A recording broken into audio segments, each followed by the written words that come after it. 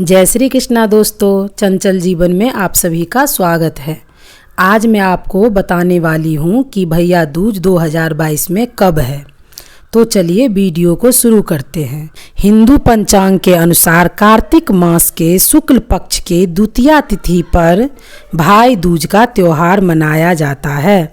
ये पर्व भाई बहन के प्रेम का प्रतीक है। इस दिन भाई बहन के घर जाता है और बहन भाई का तिलक करती है और भोजन कराती है। धार्मिक कथाओं के अनुसार यमराज अपनी बहन यमुना के घर गए थे और यमुना ने यमराज के तिलक की थी और आरती उतारी थी। उसी दिन से ये परंपरा चली आ रही है।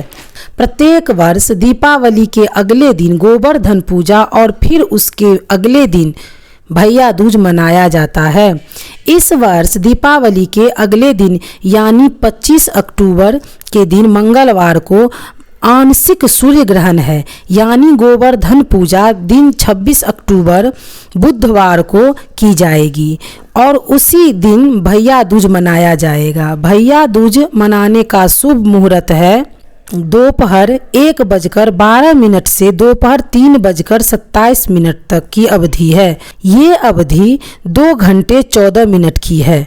अगर आपको मेरी यह जानकारी अच्छी लगी हो तो मेरे चैनल को सब्सक्राइब करें और मेरी तरफ से आप सभी को भैया दूज की हार्दिक शुभकामनाएं।